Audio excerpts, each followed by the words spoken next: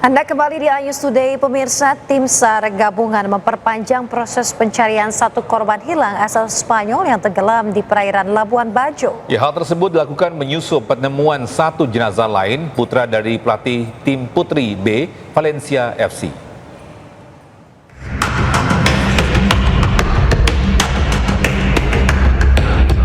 Tim SAR gabungan memperpanjang pencarian satu korban hilang tenggelamnya kapal Putra Sakinah di Labuan Bajo.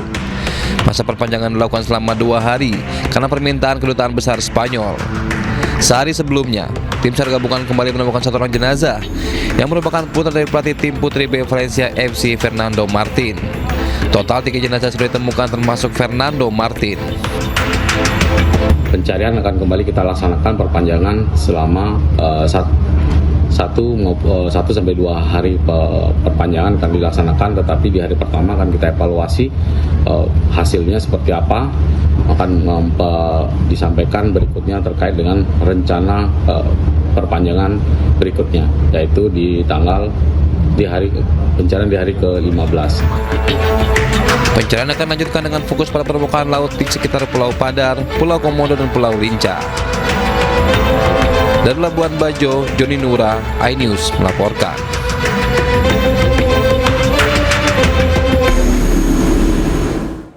Bisa tim SAR gabungan temukan jasad balita laki-laki korban banjir bandang di Kabupaten Sitaro, Sulawesi Utara. Ya, data korban meninggal berjumlah 16 orang.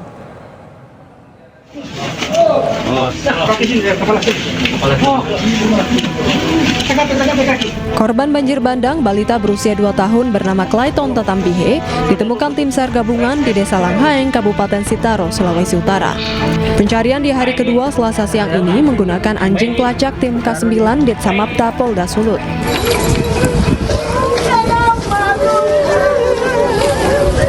Korban yang ditemukan tertimbun material tanah di dalam rumahnya langsung dievakuasi petugas ke rumah duka yang berada tidak jauh dari lokasi penemuan. Ya hanya medan dan cuaca ya, karena masih cuaca hujan terus bisa menghambat pergerakan anggota kami di lapangan, termasuk aktivitas dari kinen kami di lapangan. Meski pencarian korban masih terkendala medan dan cuaca, namun petugas yang diterjunkan berhasil menemukan korban yang tertimbun. Dari data yang dihimpun, korban meninggal banjir bandang Kabupaten Sitaro berjumlah 16 orang. 2 korban lainnya kini masih dalam pencarian. Jeffrey Langi, iNews melaporkan. Pemirsa, tingginya intensitas hujan di hampir seluruh wilayah Provinsi Maluku Utara dalam 3 hari terakhir membuat 2 desa di Kabupaten Halmahera Barat diterjang banjir setinggi 3 meter. Bisa ratusan rumah warga di 3 desa Kecamatan Ibu, Kabupaten Halmahera Barat, Maluku Utara terendam banjir dengan ketinggian mencapai 3 meter. Banjir yang menerjang permukiman warga ini akibat hujan deras yang terjadi selama kurang lebih 16 jam sejak hari Selasa petang kemarin. Akibatnya air sungai di wilayah kecamatan setempat meluap pada Rabu pagi dan merendam ratusan rumah warga. Selain merendam permukiman warga, banjir juga membuat akses jembatan dan merendam jalan lintas kabupaten. Sejauh ini belum ada laporan resmi mengenai total kerugian materi maupun korban jiwa dalam peristiwa ini. BPBD Halmahera Barat, personel TNI Polri diterjunkan ke wilayah setempat untuk membantu penanganan bencana.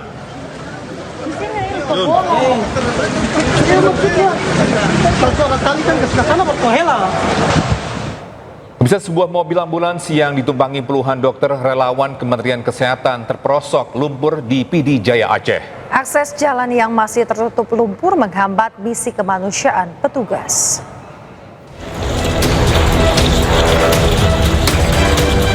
Sebuah mobil ambulans yang ditumpangi puluhan dokter relawan Kementerian Kesehatan terperosok di tengah lumpur dan air bekas material banjir di jalan lintas Desa Blangcut menuju Desa Menasah Dayah Krut, Kecamatan Merah 2, Kabupaten PD Jaya Aceh.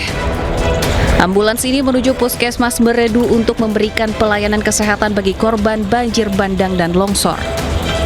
Selain terperosok ke dalam lumpur, mesin mobil ambulans pun mati, sehingga para dokter akhirnya menumpang mobil pickup milik warga yang melintas. PD Jaya guna untuk melakukan pelayanan kesehatan ya di beberapa tempat.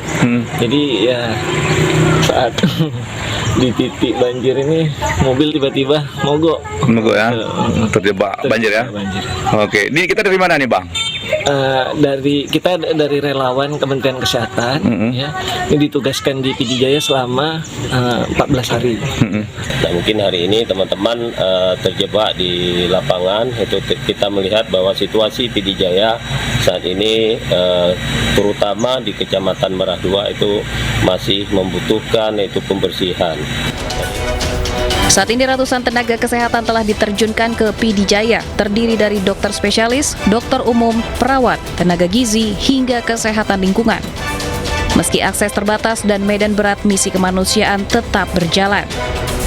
Dari PD Jaya Aceh, Jamal Pangwa, iNews melaporkan. Pemirsa, ribuan ton kayu gelondongan yang terbawa banjir bandang dan tanah longsor menumpuk di permukiman warga di Aceh Tamiang. Ya, warga berharap kayu-kayu bisa digunakan untuk bangun kembali rumah yang rusak akibat banjir bandang.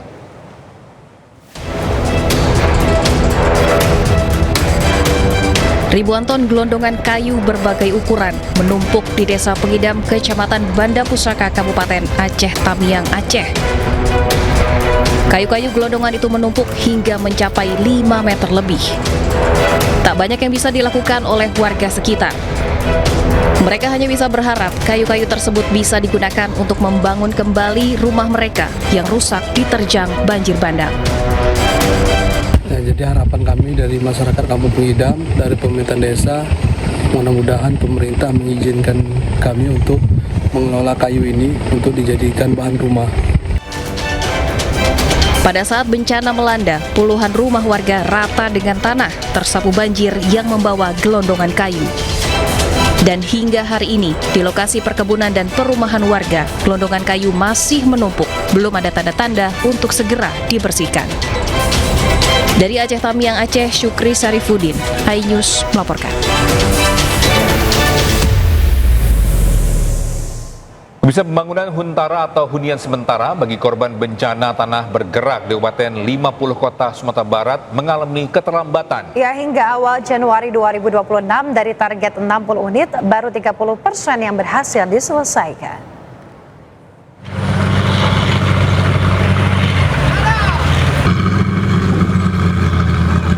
Pembangunan hunian sementara di Nagari Koto Tinggi, Kabupaten 50 Kota, Sumatera Barat belum selesai.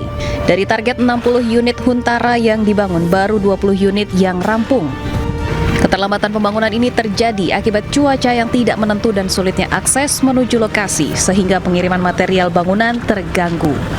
Untuk mempercepat pembangunan, BNPB bersama BMKG melakukan operasi modifikasi cuaca di wilayah Sumatera Barat. Sementara itu, penyaluran dana tunggu hunian bagi korban bencana yang tidak menempati huntara di Sumatera Barat telah mencapai hampir 90% dan disalurkan kepada masyarakat yang berhak. Saya sudah berkoordinasi dengan Pak Bupati, Pak Wakil Bupati, segera ditambah tenaga-tenaga profesional kita. Kalau misalnya tidak ditambah ini 1 bulan selesai, tapi kalau ditambah bisa jadi 2 minggu. Kita pilih yang 2 minggu selesai. Meski menghadapi berbagai kendala di lapangan, BNPB tetap optimis pembangunan huntara dapat diselesaikan secepatnya. Dari Kabupaten 50 Kota Sumatera Barat, Agung Sulistyo, iNews melaporkan. Pemirsa, Barreskrim Polri tetapkan tersangka kasus gelondongan ilegal yang terbawa banjir dan longsor saat bencana Sumatera. Ya, meski demikian, pihak kepolisian belum membeberkan identitas para tersangka tersebut.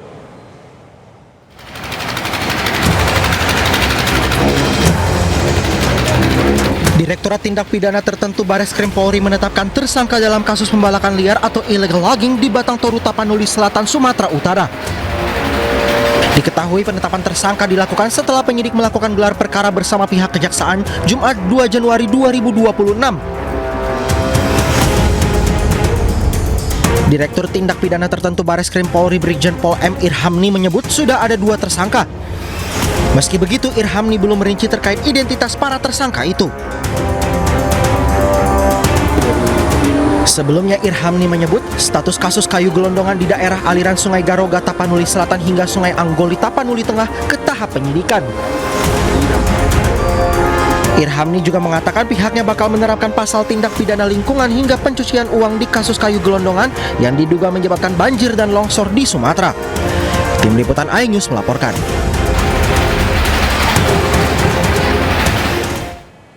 Ya, pemirsa, Direktorat Tindak Pidana Tertentu Bareskrim Polri tengah selidiki dugaan pembalakan liar atau illegal logging yang mengakibatkan banjir bandang di Aceh Tamiang. Ya, pembalakan di hutan lindung diduga menyebabkan gelondongan kayu terbawa banjir. Kemungkinan identifikasi kami adalah kegiatan-kegiatan pembukaan lahan di hutan lindung, Serbajadi ataupun Simbang Cernih. Kami penyelidik berusaha keras untuk mendapatkan informasi itu untuk menaikkan ke proses penyidikan. Terima kasih dari bantuan tokoh masyarakat, kemudian aparat setempat juga sangat mendukung kami untuk menunjukkan ke tempat-tempat yang diduga adanya pembukaan lahan baik ilegal ataupun legal. Demikian. Tentunya legal tidak menutup kemungkinan juga adanya dampak lingkungan yang rusak ataupun apalagi kalau itu. Ya, sementara itu atasi masalah krisis air bersih, personel Brimob membuat sumur bor di lokasi pengungsian di Kecamatan Tuka, Tapanuli Tengah. Tidak hanya sumur bor, pemirsa, sumur gali juga dibuat untuk penuhi kebutuhan air warga Kabupaten Tapanuli Selatan.